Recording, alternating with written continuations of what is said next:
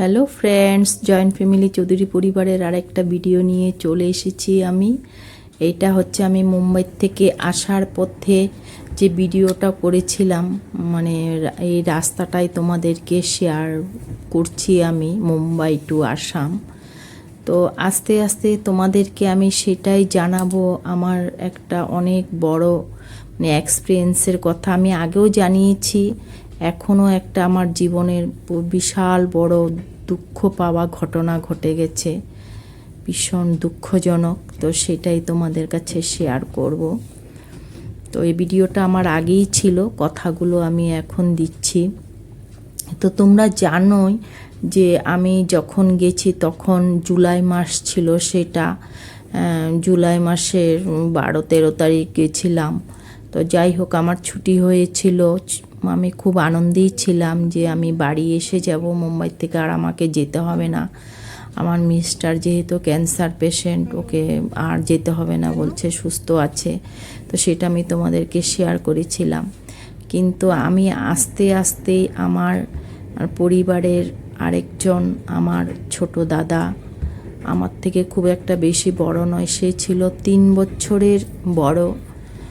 তো সে হঠাৎ 1 বছর আগে কিডনি মানে খারাপ হয়েছে, সেটা ধরা পড়েছিল। সেটা আমাদের কাছে খুব মানে কষ্টের, কারণ ওর ছোট মেয়েটার ছিল ক্যান্সার পেশেন্ট। তো ছোট মেয়েকে ট্রিটমেন্ট করাতে নিয়ে যেত। মানে কি বলবো, আমি কোন দিক দিয়ে বলবো তোমাদেরকে, আমি ভাষায় প্রকাশ করতে পারছি না। আজকে মাত্র 11 দিন। তো সেটাই, দাদা আমাদের কাছ থেকে অনেক দূরে চলে গেছে, না ফেরার দেশে। তাও এত দুঃখজনক ঘটনা যেটা মানে বলার মতো না। আমার এই দাদার ডায়ালিসিস শুরু হয়েছিল মাত্র কয়েকবার হয়েছিল, 2-3 বার হয়েছিল ডায়ালিসিস। তো সেই অসুস্থ শরীর নিয়েই সে আমার দাদার ছোট মেয়েকে নিয়েই গেছিল মুম্বাই ট্রিটমেন্টের জন্য। আমরা সবাই না করেছিলাম, মানেনি। কিন্তু এত দুঃখের বিষয় যে সে আর ফিরে আসেনি ওখান থেকে, মেয়ের ট্রিটমেন্টই করতে পারেনি। মানে আমি কি বলবো, আমি ভাষায় প্রকাশ করতে পারছি না।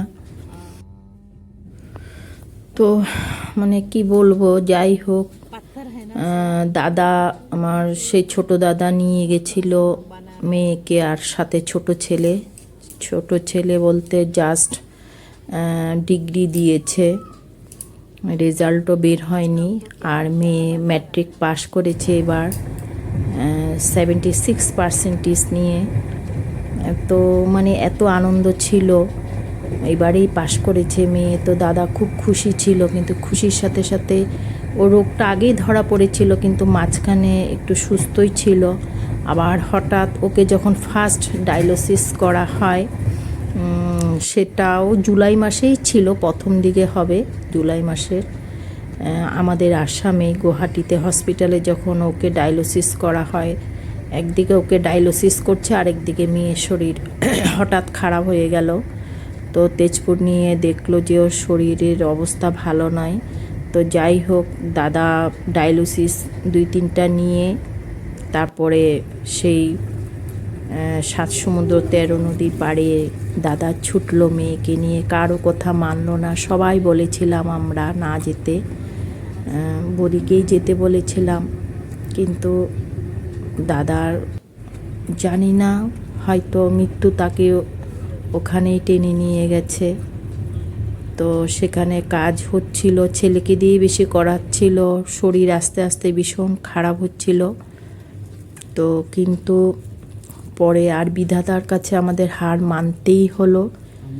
20-25 মিনিটের মধ্যেই মানে দাদা সেই ছোট্ট ছেলের হাতে, মেয়ের হাতেই মানে চলে গেল, মাথা রেখে ওদের হাতের মধ্যেই চলে গেল। তো এতটুকুন ছোট্ট ছেলে মেয়ে যারা কিছু বোঝে না, কিছু না। তো ওই সময় যে আমরা এখানে ছিলাম, খবরটা পেয়েছি, তখন যে কি অবস্থা ছিল মানে ভাষায় সেটা আর আমি বুঝাতে পারবো না। তবে একটাই কথাই বলবো, যার কেউ নেই তার ঠাকুর আছে। তো ওখানে আমি একটা নামই বলবো, দীপশিখা, যেটা আমরা যেখানে গিয়ে উঠি, দীপশিখা ফাউন্ডেশন, ওখানের ম্যানেজার ছিল, আমরা সবাই ভাইদা বলেই ডাকি। তো উনি আমাদেরকে ভীষণভাবে হেল্প করেছে। ছোট ছেলে মেয়েকে দিয়ে ডেড বডি একদম আসামে সুন্দরভাবে পৌঁছে দিয়েছে। ওনাকে আমি অনেক কৃতজ্ঞ জানাচ্ছি এই ভিডিওর মাধ্যমে। তো যাই হোক, আমি বলবো যার কেউ নেই ভগবান আছে, তো সেটাই হয়েছে। তো এখনও দাদার কাজ সম্পূর্ণ হয়নি, কাজ হয়নি, 11 দিন মাত্র। তো কাজ হলে আমরা সবাই ডিসাইড করেছি যে আবার ওর যে আশাটা পূরণ হয়নি, মেয়েকে ভালো করবে, তো আমরা যেভাবেই হোক কষ্ট করে আবার মুম্বাই পাঠাবো এর মধ্যেই। তো তোমাদের কাছে আমার একটাই প্রার্থনা, যারা আমার এই ভিডিও দেখো, ভিডিওর মাধ্যমে এইটুকুনি প্রার্থনা যে সবাই ওকে একটু আশীর্বাদ করো, এই ছোট্ট মেয়েটা যেন ভালোভাবে সুস্থভাবে আবার বাড়িতে ফিরে, সেটাই তোমরা একটু ঠাকুরের কাছে প্রার্থনা করবে। এই আশীর্বাদটুকুনি আমি তোমাদেরকে চাইছি। তো আজ আর আমি কি বলবো, আমার মানে কিছুই বলতে পারছি না, তবু এইটুকুনি বললাম, কারণ ভিডিও দিয়ে অনেক ভিডিও আমার টাইম মতন আমি দিতেও পারি না, তবে ভিডিওর মাধ্যমে আমি সব কিছু ধরে রাখতে চাই। তো এটাও ধরে রাখার চেষ্টা করছি। মন ভীষণ খারাপ, তবু এই কথাগুলো আমি বললাম। তোমরা একটু সবাই, আবার বলছি, আশীর্বাদ করো। আর সবাইকে বলবো যারা এই রোগে আক্রান্ত, তারা যেন ধৈর্য সহকারে মানে ট্রিটমেন্ট চালিয়ে যায়। তো সেটাই আমি বলবো, আমি যেটা উপলব্ধি করতে পেরেছি।